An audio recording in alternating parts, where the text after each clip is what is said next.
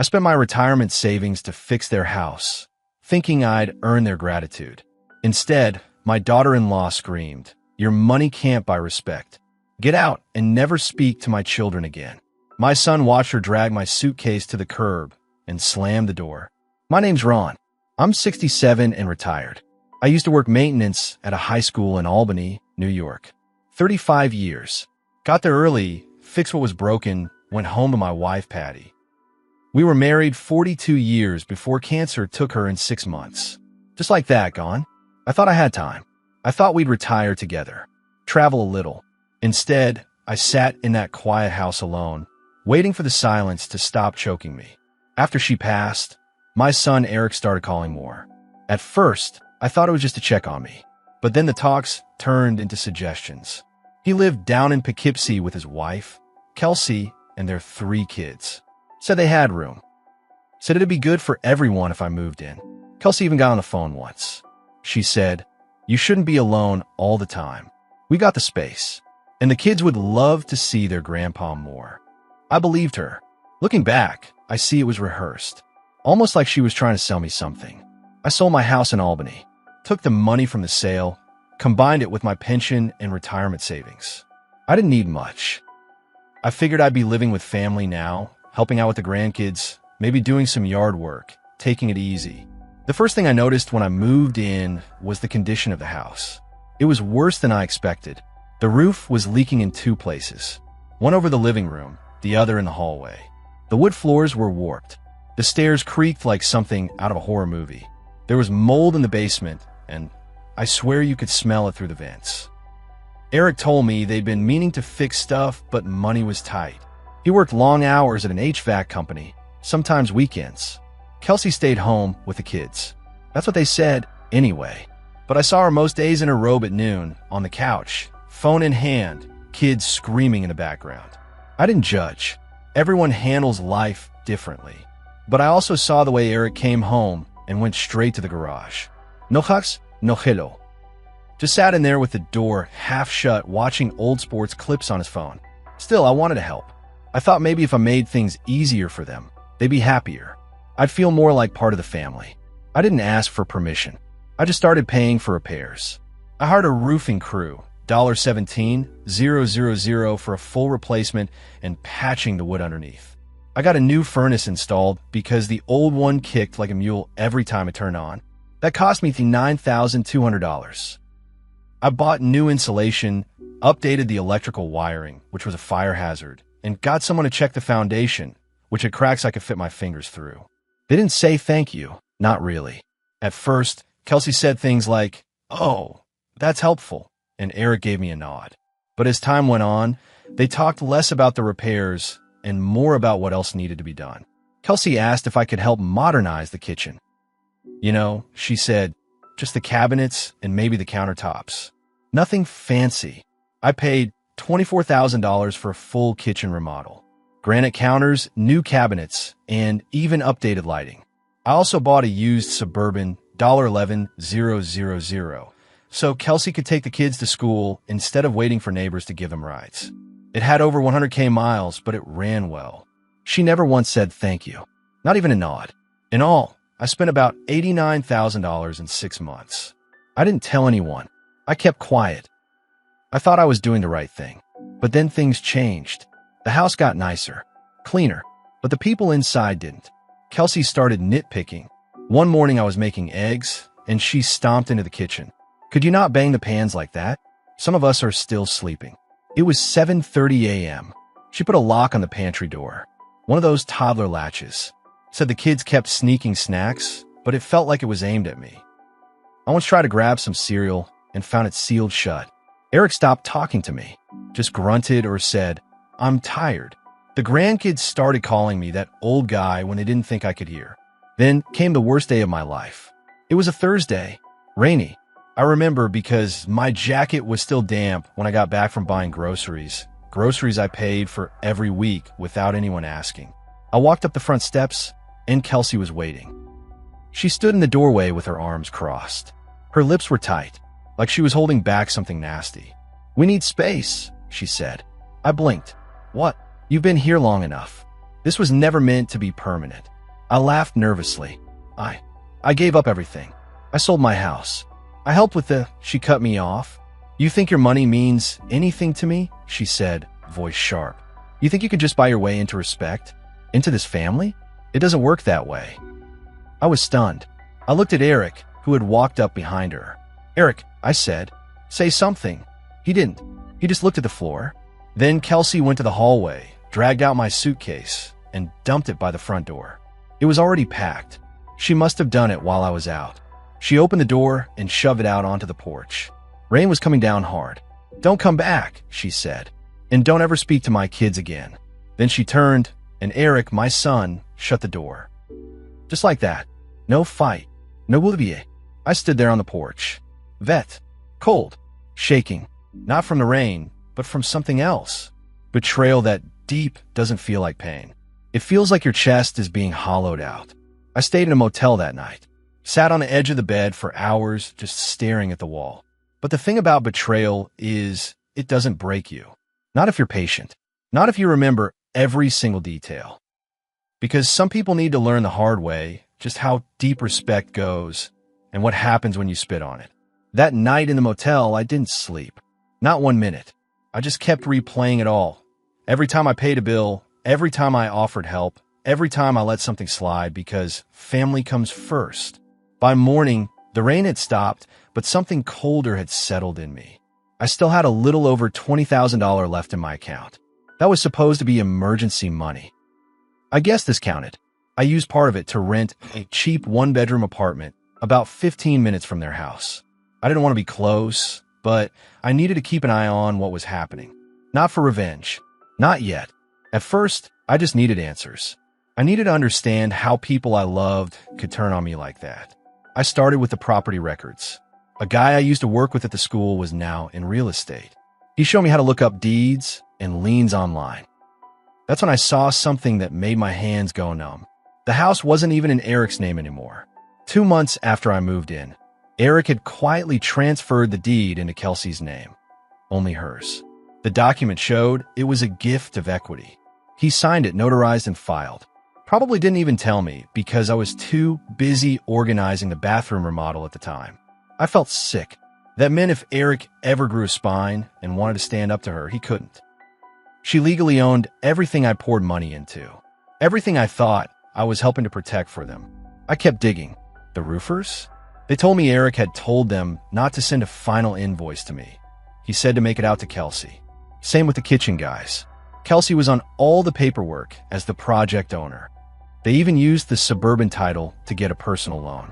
My gift had become collateral. I wanted to confront them right then. Storm over, pound on the door, make a scene. But I didn't. Not yet. Instead, I called my lawyer. His name's Clay. Old friend. Helped me with my will after Patty passed. I told him everything. Showed him the receipts, the bank withdrawals, the text messages I had sent when I authorized payments. Every little scrap of proof. He didn't say much at first. Just listened. Then he said, we can do something. Might not get it all back, but we can make it hurt. That was all I needed to hear. I had him draft a demand letter. Not for the full amount. I wasn't trying to make it about money. I wanted to make it clear. They didn't just push me out. They stole from me. I sent it to their house by certified mail. Return receipt requested. I know they got it. The mail carrier made them sign. No reply. A week later, Eric texted me. Eric, why are you doing this, Dad? I didn't respond. There was nothing left to say. Then the rumors started. A neighbor I used to chat with, Donna, called me one morning. You okay, Ron? She asked. Why? Kelsey's been saying you had a breakdown, that you were stealing from them. She told people at church that you tried to take the house from them. Said you were dangerous. I had to sit down. This wasn't just betrayal anymore. This was character assassination. She was trying to erase what I did and smear me in the process. That was when something inside me shifted. I knew how to fight. I'd kept that school together through snowstorms, floods, power outages, and budget cuts. I knew how to work the system quietly. I started collecting witnesses. Contractors who remembered I paid in cash or check. Text messages I had with Kelsey where she thanked me. Photos I took during repairs. I even pulled security cam footage from a camera I had forgotten I mounted under the front porch when I was replacing the doorbell. It showed Kelsey dragging my suitcase out before I even got home from the store that day. Proof she had planned to kick me out. But even that wasn't the real twist. The real twist came from one of the grandkids. The oldest, Riley, he's 10, snuck a letter into my mailbox at the apartment. It was scribbled in pencil on notebook paper. "Grandpa, Mom says you're not family anymore, but I don't believe her. I saw what you did for us. I miss you. I don't care what they say. Please don't forget me." Riley, that letter broke me and hardened me at the same time. Eric might be spineless. Kelsey might be cruel. But those kids, they remembered. And that's when I knew I wasn't just going to get justice. I was going to burn the whole illusion they built. After I read Riley's letter, I sat in my apartment for hours holding it like it was glass. My hand was shaking. Not from age, from rage, from grief, from the kind of pain you feel when you realize your own son let someone poison your name to his children.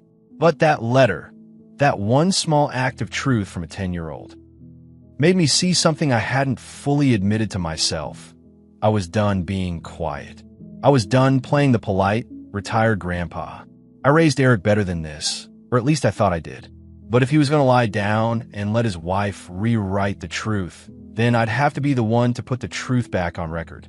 And I was just getting started. I went back to Clay, my lawyer, and told him I wanted to go further than the demand letter. I wanted to file a civil suit for misappropriation of funds, constructive eviction, and fraud.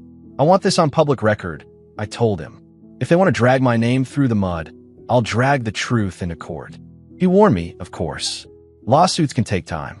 They're expensive, but I didn't care. I had enough to get it started, and once we got discovery rolling, it would all unravel anyway. And oh, it did. The first twist came during discovery. Kelsey had been applying for government aid, food stamps, utilities assistance, childcare grants, all while taking money from me. Over $80,000 in documented payments from my accounts to theirs, but somehow they were claiming zero income support from anyone else. Fraud. We sent that to the county. Then came the kicker. While Clay was reviewing Kelsey's financial records, he found a separate account under her maiden name. One Eric didn't seem to know about. Tens of thousands were sitting in there. Clay got access through subpoena, and what he found turned my stomach. The account had deposits matching cash withdrawals I'd made over those 6 months. She'd been skimming. I'd give her cash to pay the contractors, and instead of using it all, she'd negotiate lower prices, pay part, and pocket the rest. Thousands of dollars, my dollars, siphoned behind everyone's back. I took it all in. Calm, quiet, patient, because I knew what I was building. Then I got the call from Eric. It was late, maybe close to midnight. "Dad," he said, voice shaking. "What the hell are you doing?" "You know what I'm doing. You're ruining our lives." "No," I said, "you ruined it. The moment you stood there like a ghost and watched your wife throw me out like trash." There was silence. Then something I didn't expect. "I didn't know about the other account," he said. "I swear, I didn't know she was taking from you like that." I let that sit a moment. "Then why'd you let her lie to your kids? Why'd you let her tell people I was dangerous?" More silence.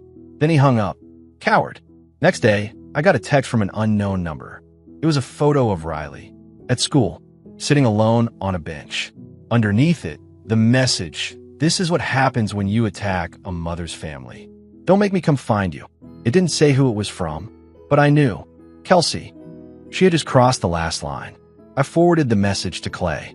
He took it straight to a judge, filed for a temporary restraining order, and attached it to our lawsuit. He also got a child advocacy investigator involved, because if she was threatening me, who knew what kind of environment those kids were living in? A week later, Child Protective Services came knocking at their door. For what Anna told me, Kelsey went ballistic, screamed so loud half the neighborhood heard her. Eric didn't come out, just stood there again, silent. A few days after that, I saw Riley again. Not in person, in court. There was a custody review hearing, not to remove the kids, just to follow up on the CPS report. I wasn't allowed to say anything, but I sat in the back row. Riley saw me. He gave the smallest wave. Kelsey looked back too. Her face dropped when she saw me. I smiled. The lawsuit started gaining attention. Not national, but local news picked it up. Retired grandfather sues son and daughter-in-law over alleged financial betrayal. They ran the photo from my maintenance retirement party. Said I look like a kind man. People started leaving comments. Lots of them siding with me. Some knew Eric. Some even used to work with Kelsey. Turns out, people remember when you treat them like garbage. I didn't reply to any of it. Just kept collecting receipts, watching the walls close in. And then, one night, I got a knock on my door. It was Eric. Alone. No suit. No lawyer. Just him, looking older than I'd ever seen him. He stood in the doorway, eyes red, and said, "I think she's going to leave me." I didn't say anything. He went on. "She's talking to some guy she met online." I found messages. She said once the lawsuit's over, she's moving out and taking the kids. I just stared at him. "You picked her," I said. "Over me. Over your kids. Over everything I built for you." I didn't know what to do. Then learn. Fussed. Because it's not over. Eric stood there in my doorway, looking broken.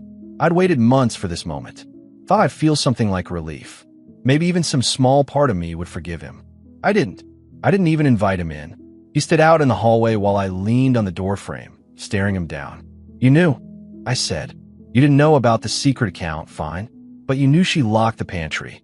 You knew she packed my bags. You knew she poisoned the kids against me. And you did nothing." He looked down at the floor. "I was scared," he whispered. "I didn't want to lose my family." I let out a bitter laugh. "You already did." He didn't argue. "She's meeting some guy from Jersey. She's been sending him pictures of the house. The one you paid for. Talking about selling it, moving out with the kids. Leaving me behind." Now he was crying. "You think I should feel sorry for you?" I asked. "You think that makes this better?" "You let her destroy the last years I had left to be a father." And then I said it. "You made your bed, Eric. Now you get to watch her burn it down." And I shut the door in his face. 3 weeks later, court day came. The courtroom was full. Kelsey wore a tight gray dress, like she was walking into a fashion show. Eric looked like a man walking into a funeral. Clay and I sat on one side.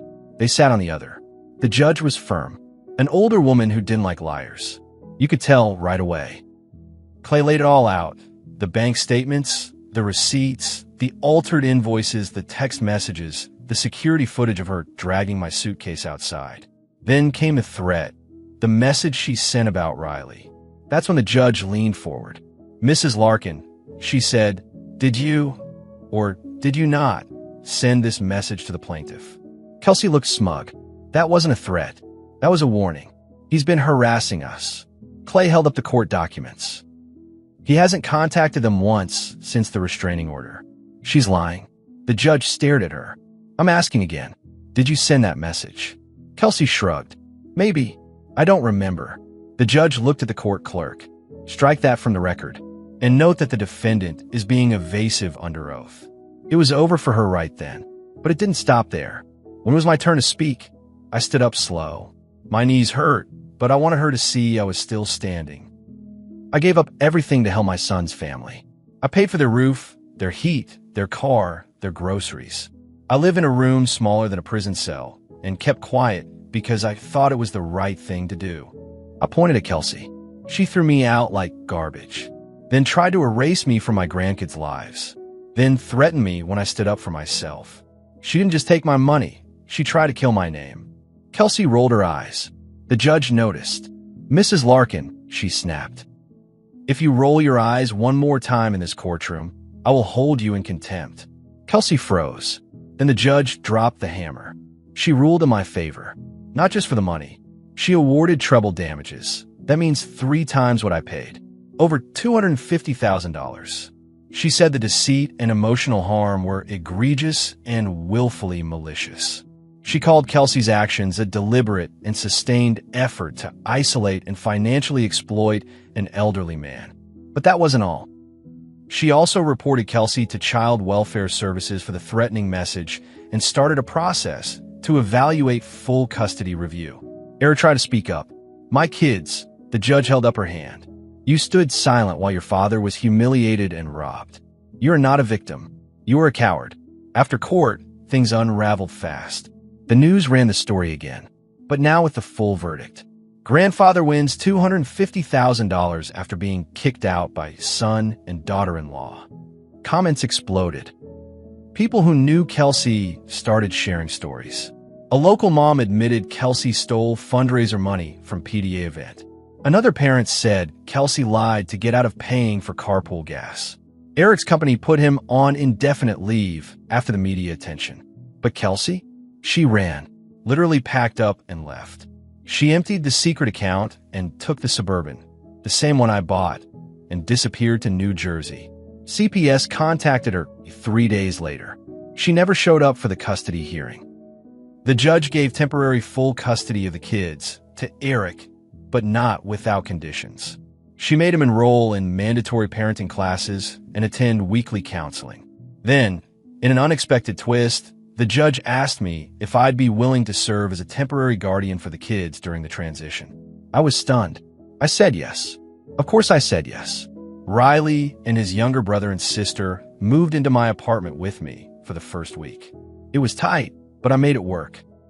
We watched old movies, cooked pancakes together, and for the first time in months, they smiled like real kids.